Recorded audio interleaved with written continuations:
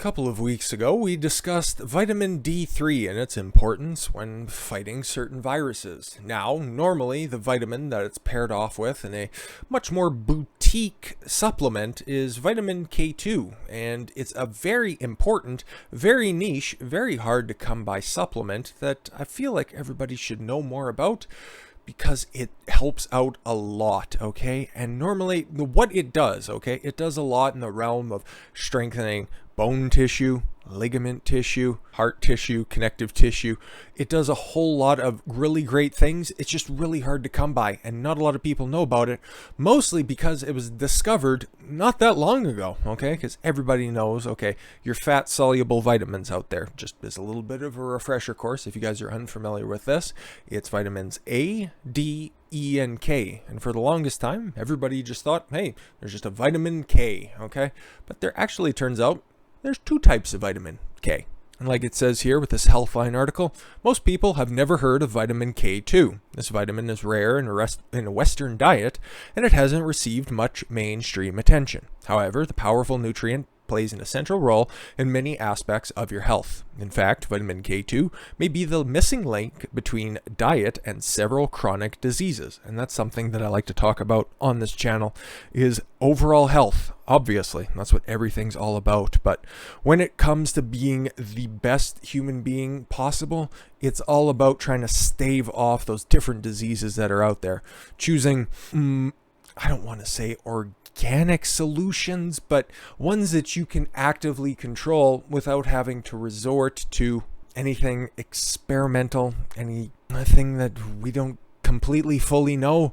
Vitamins, minerals, healthy diet, proper sleep patterns, those are things that are within your control, that are easily supplementable, easily procurable for your diet, and it's easier to be proactive than reactive if unfortunate situations arise.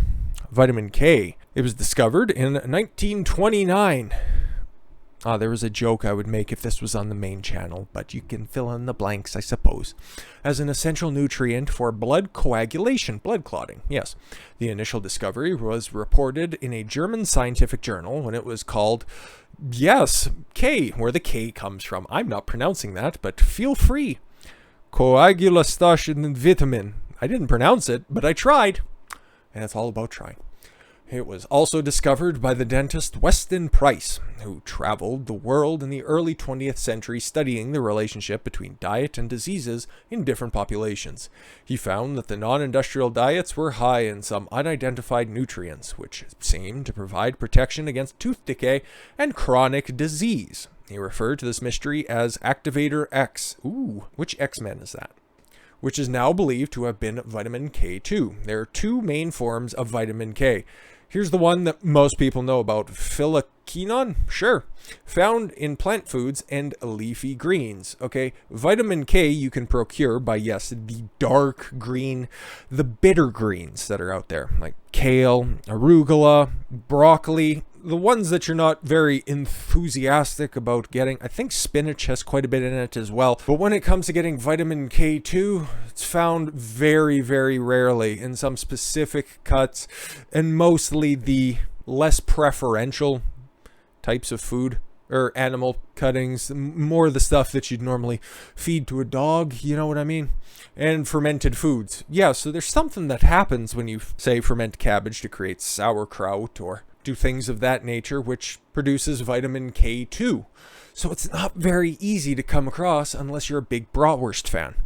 Vitamin K2 can be further divided into several different subtypes, most important ones being MK4 and MK7. Great games. Vitamin K was initially discovered as a nutrient involved in blood clotting, in case everyone forgot, or I accidentally read the summary without reading ahead as to what was in the little box highlighted. How do vitamin K1 and K2 work? Vitamin K activates proteins that play a role in blood clotting, calcium metabolism, and heart health. Yes, that's another thing, okay? You might have remembered, when you're growing up and your mom tells you to make sure that you drink your milk so that your bones don't break, or any other trite advice that a well-meaning mother will give to a child. Well, milk might not necessarily be the best thing for you. Once you reach a certain age, you can control your own diet because a lot of it's unnecessary. Okay, you can get the vitamins and minerals that you can normally get out of milk without any of the additional ingredients that are in your regular store-bought milk, such as the unsavory types of casein protein that are in there that are much more metabolically inflammatory, such high fat content from lackluster sources, unless of course you get grain-fed milk, or I'm sorry, the grain-fed milk is the bad one. I meant to say grass-fed milk, which is much more expensive, and then again, you can always just get the benefits of milk from other sources. Calcium is something you can get that's very plentiful, that you will get more than enough in with a standard diet, including more leafy greens. There's a good chance that you might be running an excess of calcium in your diet. Okay, it's not bad. You're not going to get a toxicity from it. It's just if it's there, you're going to need it for muscle activation because that's the primary role of what calcium does alongside building bone tissue. If it's floating around, you're going to need something in order to put it to work, in order to activate it. And that's where vitamin K2 comes in. One of its most important functions is to regulate calcium deposition. In other words, it promotes the calcification of bones and prevents the calcification of blood vessels and kidneys. Quite important. Some scientists have suggested that the role of K1 and K2 are quite different and many feel that they should be classified as a separate nutrient altogether. The idea is supported that the animal study showing that vitamin K2, MK4, reduced a blood vessel calcification, whereas K1 did not. Controlled studies have also observed that vitamin K2 supplement generally improved bone and heart health, while vitamin K1 has no significant benefits. And that's why the fact that vitamin K2 is not that easily consumed in a standard diet, it's very important. It's just very hard to come by. Remember, this is all theorized because a lot of these medical studies, when it comes into the specific vitamins and minerals, are inconclusive because, people's bodies are very, very different, okay? It all depends on the diet that you consume, depends on what your deficiencies and surpluses of other vitamins and minerals are within your body. Very complex being at a micro level. At a macro level, they all can generally do about the same stuff, generally speaking. There's several notable exceptions, of course. But yes, what are the benefits of vitamin K2? Helps prevent heart disease. Does that sound important? It's the leading killer in, I think, the world. Heart disease. So, calcium buildup in your arteries around your heart is a huge risk factor for heart disease. Yes, plaque buildup in your arteries and veins is very, very, very bad for you. I know, I'm breaking a whole lot of new ground here.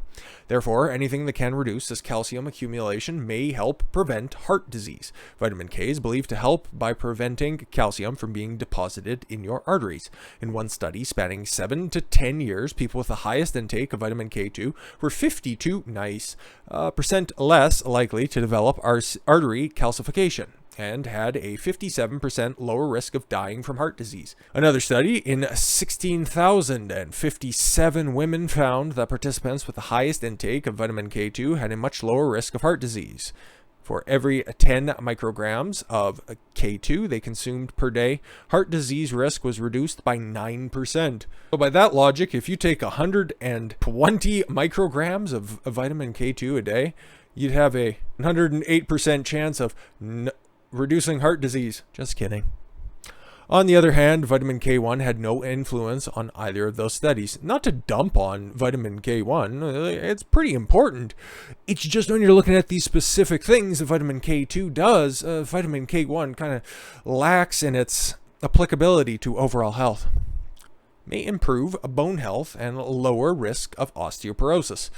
That's just good. I would like nice, strong, healthy bones, okay? Thankfully, I have not broken a bone. I've sprained a bunch of stuff, and I may have broken a bone, but you know what? Hey, it hasn't been detrimental to me when it was squished between a pallet and the frame of a truck. I've worked several bad jobs, but hey, everything seems to be on the up and up. I don't have any adverse effects. That's mostly because I try to take care of myself and supplement with vitamin K2. Osteoporosis, which translates to porous bones, sweet in French, is a common problem in Western countries. It prevails, especially among older women, and strongly raises the risk of fractures. Yes, I've fallen and I can't get up. As mentioned above, vitamin K2 plays a central role in the metabolism of calcium, the main mineral found in your bones and teeth.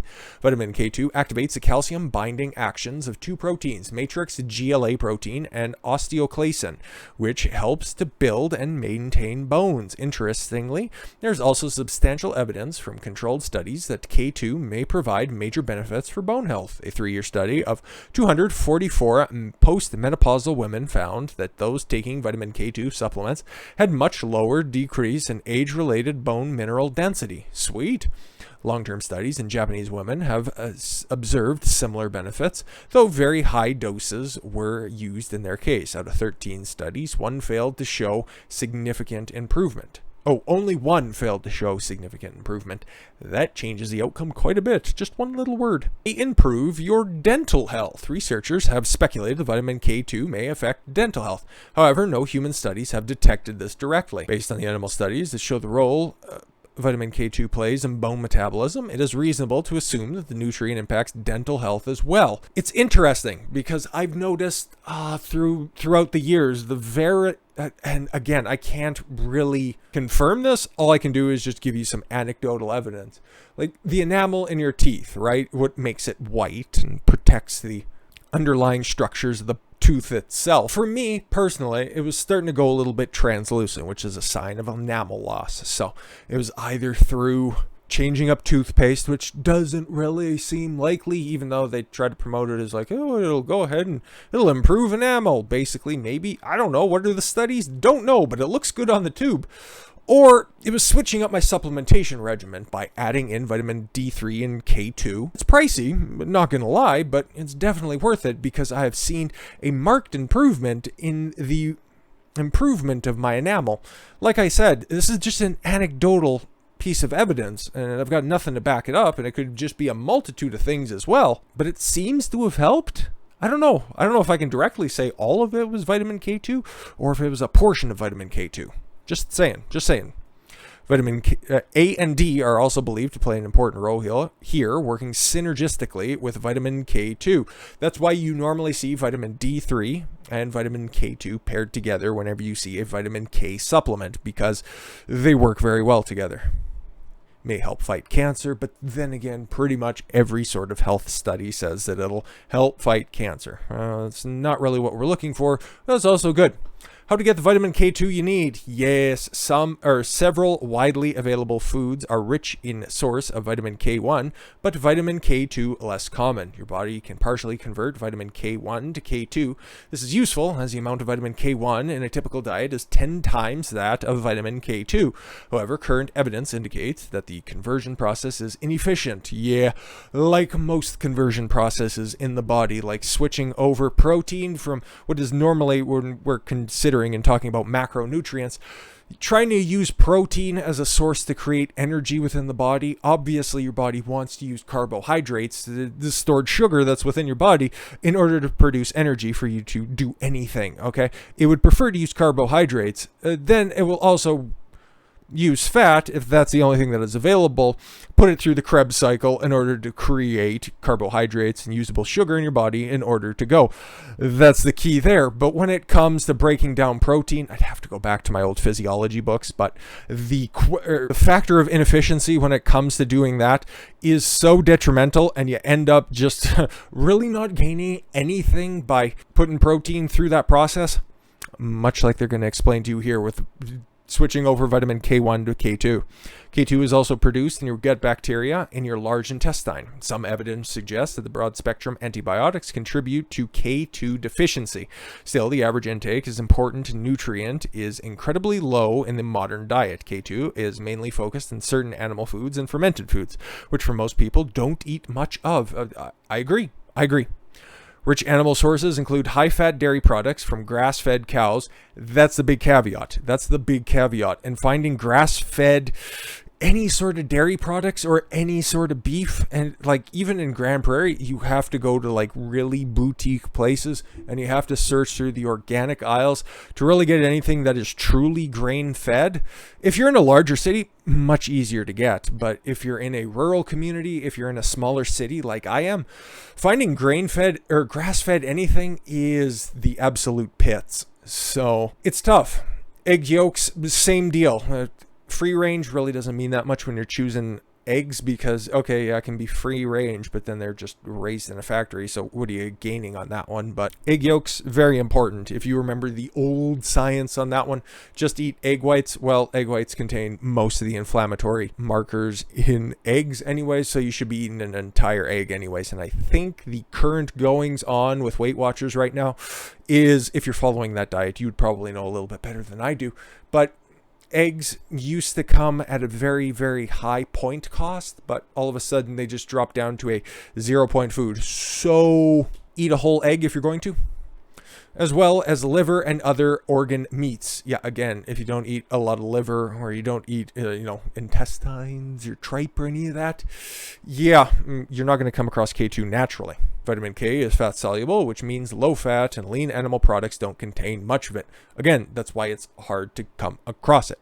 Benefits of supplementing with K may be enhanced further when combined with vitamin D supplement, which these two vitamins are have synergistic effects. Yeah, an excellent selection of vitamin K2 supplements can be found on Amazon, or if you have a Supplement King in your area, it could be a little bit higher price. I do like Supplement King if I'm in a pinch, but I would highly recommend vitamin K2 because it is very, very important. It does a lot of really niche things within your body. So if you're concerned about bone density, which I think basically everybody should be, especially if you do lifts on a regular basis, or if you're approaching that certain age for some women out there, if you just like your teeth to look pearly white, or, just rounding out a proper micronutrient diet, vitamin K2, look into it.